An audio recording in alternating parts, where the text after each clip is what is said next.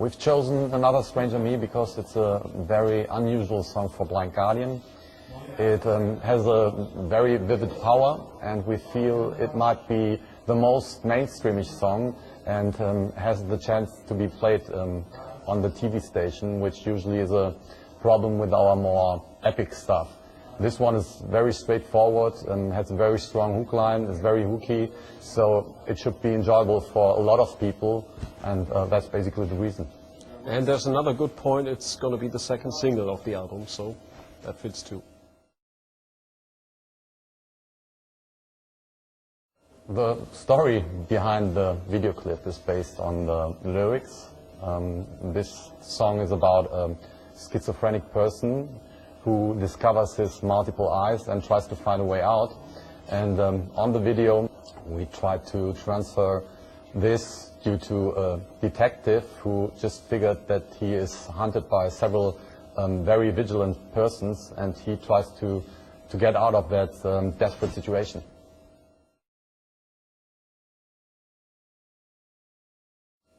The other selves in the other eyes in the stories, they are very vicious, and they do not have any intentions to live on a peaceful status with that detective, and they are just, fooling him and trying to make him a lunatic, which he is already.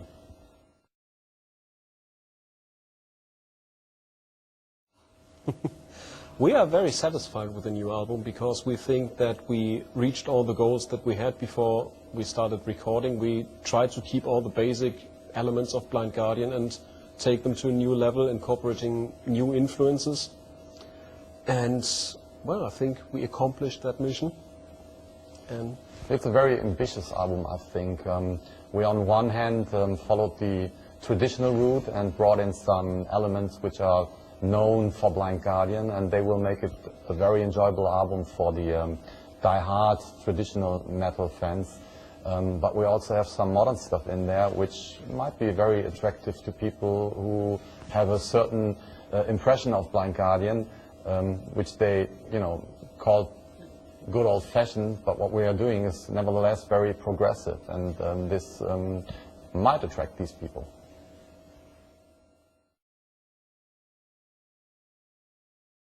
The difference between this album and the albums we have done before is certainly in the groove section.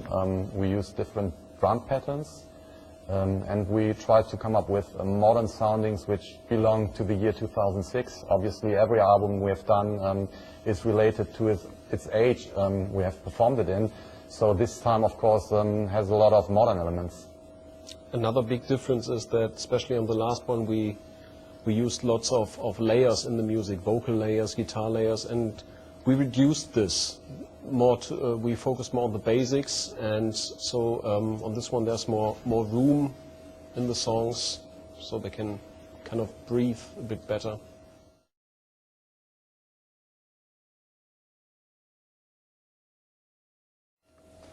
The work during the production was very smooth, it was very relaxed, and that's mainly because of the producer Charlie Barfine, who created the perfect environment for us. And he, from the beginning, did exactly understand what we were trying to achieve with this album, and I think the result speaks for itself.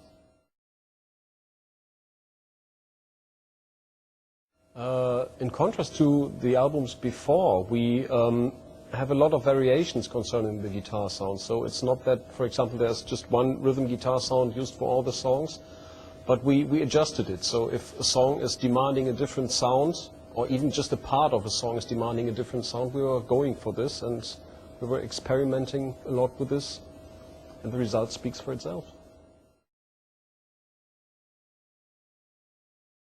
We did not write about The Lord of the Rings because the music itself does not demand any topics related to The Lord of the Rings.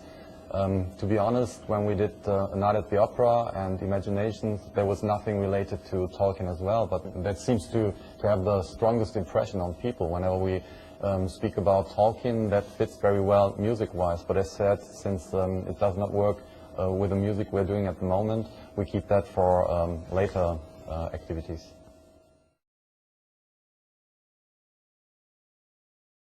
There is a wide variety of topics in the lyrics. We deal with mythology, as we used to do on Imaginations or on Night at the Opera already. But there's also some religious inspired stuff. Some stuff just deals with nowadays experience we have made. And it's all mingled together, and that's where the title comes in, A Twist in the Myth, because that describes pretty well what is going on in the lyrics. You are driven into wrong direction. Whenever you think you have a conclusion what the song is about, you will be proven different.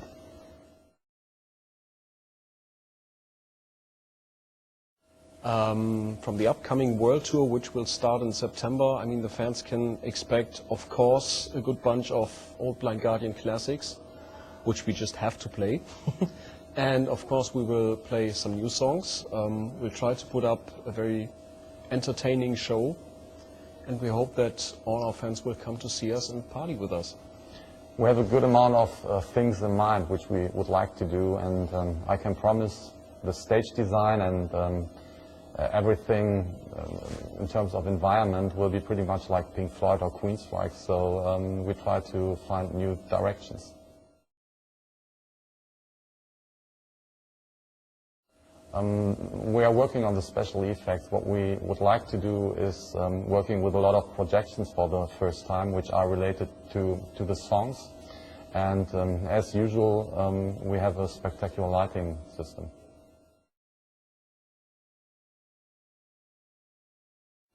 Well, we've been in the studio for more than 6 months, and before that we worked a good amount of time on the songs. So now it's the time to come back on stage and have a blast with you. I think so too. I hope that the fans will like what we're doing today. And as I said, that they will come to the shows and have a good time with us. So see you on tour.